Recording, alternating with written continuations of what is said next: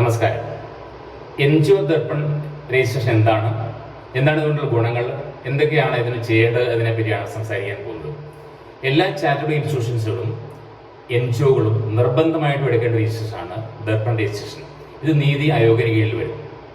ഈ രജിസ്ട്രേഷൻ എടുത്തു കഴിഞ്ഞാൽ ഉള്ള ഗുണങ്ങളെന്ന് പറയുന്നത്, ഈ ഭാവിയിൽ ഒരു ഫണ്ട് ആപ്ലിക്കേഷൻ കൊടുക്കണമെങ്കിൽ, ഒരു ഫണ്ടോ അല്ലെങ്കിൽ ഗ്രാൻഡോ നമ്മൾ ആപ്ലിക്കേഷൻ കൊടുക്കണമെങ്കിൽ ഈ നീതി ആയോഗ് രജിസ്ട്രേഷനോടെ എടുത്തിട്ട് നമ്മൾ ഈ ദർപ്പൺ ID വെച്ച് വേണം ചെയ്യാനായിട്ട്.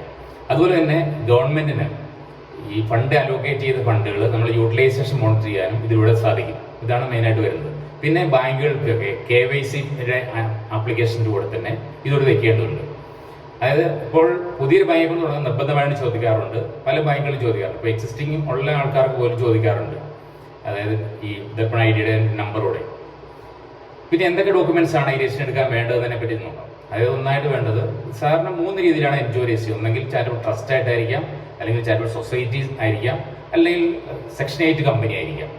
ഇങ്ങനെ വരുമ്പോൾ ആദ്യമായിട്ട് വേണ്ടത് രജിസ്ട്രേഷൻ സർട്ടിഫിക്കറ്റ് ആണ്, അല്ലെങ്കിൽ സർട്ടിഫിക്കറ്റ് ഓഫ് ഇൻകോർപ്പറേഷൻ. പിന്നീട് വേണ്ടത് ബൈലോ, അതിൻ്റെ കോപ്പി. പിന്നെ ഈ NITയുടെ PAN, email ID, mobile number.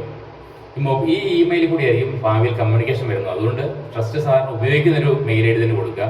Office ബേരേഴ്സിന്റെ mail ID കൊടുത്തു കഴിഞ്ഞാൽ ഒരിക്കലും ചിലപ്പോൾ ആൾക്കാർ മാറിക്കൊണ്ടിരിക്കുമല്ലോ, പിന്നെ നമ്മൾ കമ്മ്യൂണിക്കേഷൻ അറിയാതെ പോകും.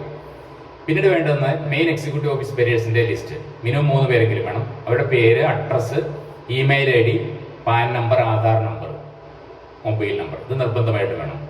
പിന്നീട് വേണ്ടതെന്ന് പറഞ്ഞാൽ നമ്മൾ ഓൾറെഡി ആക്ടിവിറ്റി തുടങ്ങിയൊരു എൻറ്റിറ്റി ആണെങ്കിൽ അവരുടെ ലാസ്റ്റ് 5 ഇയറിലെ ആപ്ലിക്കേഷൻ ഓഫ് ഇൻകം എന്തൊക്കെയാണ് ചെയ്തിരിക്കുന്നത്, ഫണ്ട് അലോക്കേഷൻ.